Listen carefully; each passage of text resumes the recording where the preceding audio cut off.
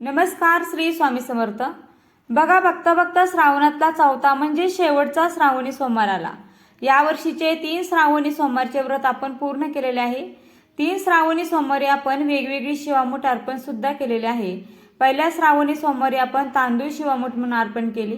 दुसऱ्या श्रावणी सोमवारी पांढरे तीळ ही शिवामूठ अर्पण केली. तिसऱ्या श्रावणी सोमवारी हिरवे मूग आपण शिवामूठ म्हणून अर्पण केलेले आहे. आणि आता चौथा म्हणजे शेवटचा श्रावणी सोमवार आहे 18 ऑगस्ट 2025 रोजी. आणि या दिवशी आपल्याला जव हे धान्य शिवामूठ म्हणून अर्पण करायचं आहे. बरेच जण जव हे धान्य जवस समजतात आणि जवसाची शिवामूठ या दिवशी अर्पण करतात. पण जवस आणि जव हे दोन्ही धान्य एकदम वेगवेगळे आहे. जवस ज्याची आपण चटणी बनवून खातो आणि जव म्हणजे जशा गव्हाच्या साळी असतात त्याचप्रमाणे साळी असतात, त्या जवाच्या साळी असतात आणि त्या आपल्याला शिवामूठ म्हणून या दिवशी अर्पण करायचे असतात. जव हे धान्य तुम्हाला साध्या तुमच्या घराच्या आजूबाजूला जिथे कुठे पूजा साहित्याचं दुकान असेल त्या दुकानामध्ये इझिली मिळून जातील. अगदी 10 रुपयाचं किंवा 20 रुपयाचं छोटंसं पॅकेट असतं, त्यामध्ये हे जव पॅक केलेले असतात.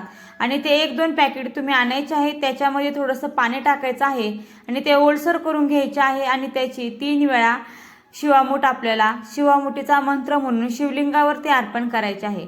आता जव हे धान्य काही कारणाने तुमच्या भागामध्ये मिळालंच नाही तर अशा वेळेस गहू तुम्ही शिवामूठ म्हणून देखील अर्पण करू शकता.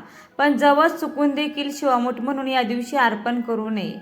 आता पाहूयात, कोणतंही व्रत म्हटलं की त्याची सांगता आणि त्याचं उद्यापन आलंच.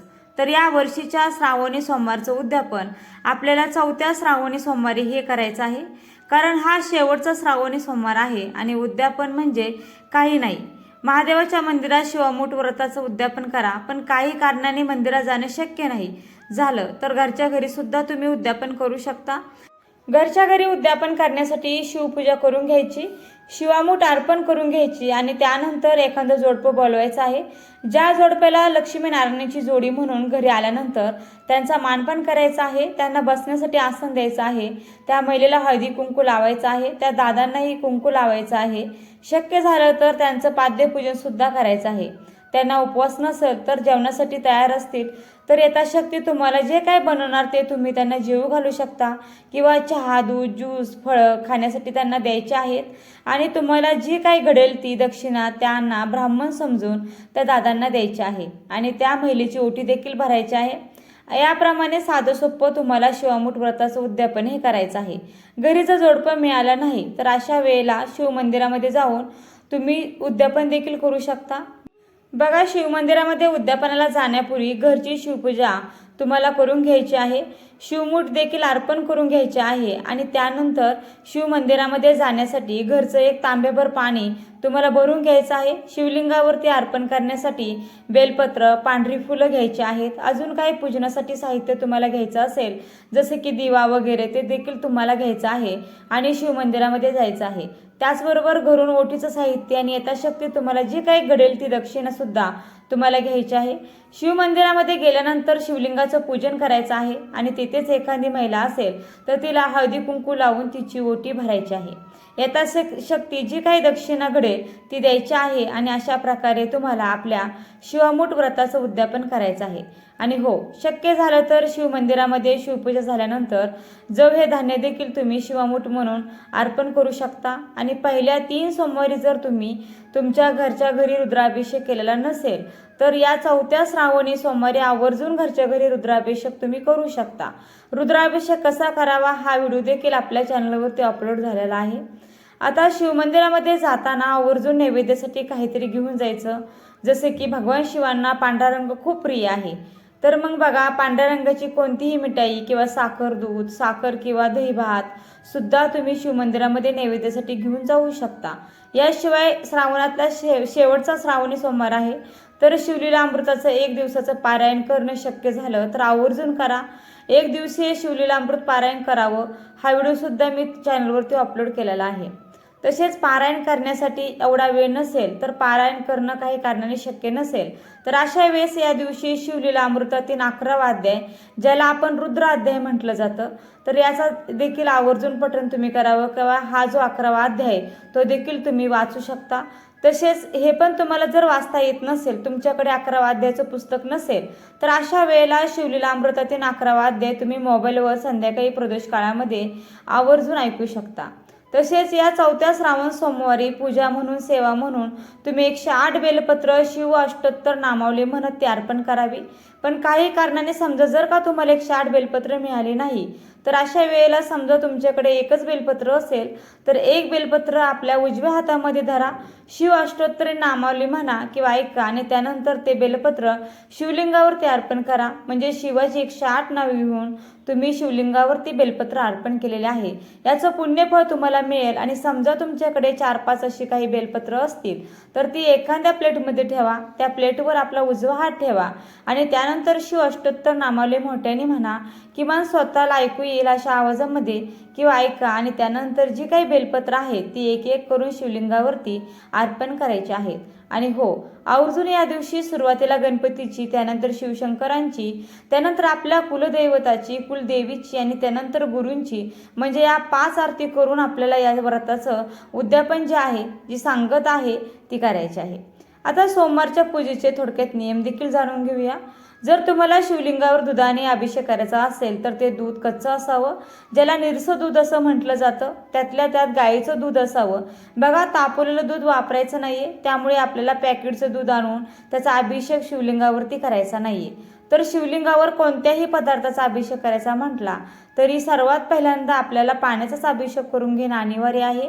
पाण्याचा अभिषेक करून झाला की त्यानंतर कच्च्या दुधाचा करायचा किंवा मग दूध, दही, तूप, मध, साखर या 5 गोष्टी एकत्रित करून आपण पंचामृत बनवतो. तर त्या पंचामृताचा देखील आपल्याला अभिषेक करता येतो. आणि त्यानंतर पुन्हा शिवलिंग पाण्याने स्वच्छ करून घ्यायचं आणि ते कोरड्या कपड्याने पुसून घेऊन त्याच्यावर आपल्याला चंदन किंवा भस्म याचा गंध लावून घेऊ शकता. एक गोष्ट लक्षात ठेवा, बेलपत्र हे नेहमी पालतं व्हायचं असतं. त्याचबरोबर तुम्हाला धोत्र्याचं फूल, फळ यापैकी जे काय मिळेल, त्याबरोबर बेलाचं फळ मिळालं तर ते देखील तुम्ही अर्पण करू शकता किंवा वाहू शकता. या व्यतिरिक्त आपल्याला निळ्या किंवा पांढऱ्या गोकर्णाचं फूल देखील शिवलिंगावर वाहता येतात. तसेच नैवेद्यामध्ये आपण खडीसाखर ठेवू शकतो, त्याचबरोबर पंचामृत ठेवू शकतो, दहीभात ठेवू शकतो, फळांचा नैवेद्य देखील ठेवू शकतो. बघा, बऱ्याच जणी म्हणतात ना की आम्ही 3 वेळा म्हणजे 5 वेळा करून शिवामूठ वाहतो. तर एकच मूठ धान्य घ्यायचं आणि आपण ते 3दा करून शिवमुठीच्या स्वरूपामध्ये शिवलिंगावर वाहू शकतो. काही ठिकाणी कोडीच म्हणजेच पाणी न शिंपडता शिवामूठ वाहिली जाते, पण आमच्याकडे ही शिवामूठ थोडीशी ओली करून मगच वाहिली जाते. तर जेव्हा आपण उजव्या हाताने ती शिवामूठ शिवलिंगावर वाहत असतो, तेव्हा आपला डावा हात सुद्धा उजव्या हाताला लावायचा आणि भगवान शिवशंकरांचे स्मरण करत करत आपल्याला ती शिवामूठ शिवलिंगावर मनोभावे अर्पण करून घ्यायची असते, म्हणजे द्यायची असते. कोणी कोणी म्हणतं स्त्रियांनी ओम या शब्दाचा उच्चार करू नये किंवा जे विवाहित आहेत, जे संसार गाड्यामध्ये जे सध्या आहेत, त्यांनी ओम नमः शिवाय न म्हणता नमः शिवाय एवढंच म्हणावं. तर बघा, यापेक्षा मग आपण दुसरा मंत्र देखील म्हणू शकतो ना. या मंत्रावर जर मतभेद असतील तर सांब सदाशिव म्हणा, हर हर महादेव म्हणा किंवा मी तुम्हाला जो मंत्र सांगितला शिवामुठीचा तो म्हणाल तरी चालेल. अजून तुम्ही तुमच्या पद्धतीने भगवान शिवशंकरांना अशा पद्धतीने देखील आळवू शकता. शिवमुठीचं जे काही धान्य आहे ते आपल्याला पक्ष्यांना सुद्धा देता येईल किंवा आपल्या घरी जे पाळीव प्राणी असतात त्यांना सुद्धा देता येतं आणि ही पूजा मांडणी आपल्याला दुसऱ्या दिवशी उचलायची असते. श्रावणी सोमवारचं व्रत करताना आपल्याला एकदम सात्विक पद्धतीने जेवण बनवायचं आहे. घरामध्ये शांतता कशी राहील याची देखील काळजी घ्यायची आहे. घरामध्ये शक्यतो वादविवाद होतील किंवा कोणत्याही गोष्टीवरून मतभेद होतील अशी प्रकरण आपण टाळूनच घ्यायची. त्यासाठी व्रतादरम्यान आपण जितकं जास्तीत जास्त मौन पाळू तेवढं आपल्यासाठी चांगलं राहील आणि आपलं व्रत तेवढ्या चांगल्या पद्धतीने महादेव पूर्णसुद्धा करून घेतील. तसेच श्रावणी सोमवारच्या दिवशी तुमचा मासिक धर्माचा 4था दिवस आलेला असेल तर तुम्ही केस धुताना शॅम्पू मिसळण्यासाठी म्हणजे जे काही पाणी घेता शॅम्पूमध्ये, तर त्या पाण्यामध्ये तुम्ही 2-3 चमचे दूध टाका आणि मग ते शॅम्पूमध्ये मिसळा आणि मग तुमच्या केसांना लावा. तर अशा पद्धतीने तुम्हाला 4थ्या दिवसाचं केस धुता येतील, कारण सोमवारी केस धुत नाहीत म्हणून सांगितलं. आता उपवास सोडताना दही भात खाऊन सुद्धा उपवास सोडू शकता. तसेच उपवास सोडण्यासाठी आपण जो काही आहार आपल्या ताटामध्ये वाढून घेतो तर तो एकदा वाढून घेतला की पुन्हा पुन्हा त्या ताटामध्ये काहीच वाढून घ्यायचं नाही. जेवढं एकदा ताटात घेतलेलं आहे तेवढं खायचं आणि ताटावरून पूर्ण जेवण झाल्याशिवाय उठायचं नाही.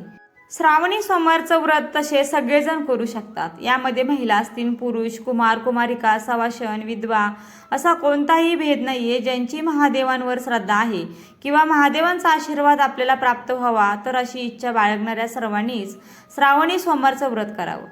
तर मैत्रिणींनो, हा माहितीपूर्ण व्हिडिओ कसा वाटला? व्हिडिओला नक्की लाईक करा, शेअर करा व चॅनलला सबस्क्राईब करायला विसरू नका. आणि व्हिडिओ शेवटपर्यंत पाहिल्याबद्दल मनापासून खूप खूप आभारी आहे. धन्यवाद. श्री स्वामी समर्थ. जय जय स्वामी समर्थ. रामकृष्ण हरी. जय जय रामकृष्ण हरी.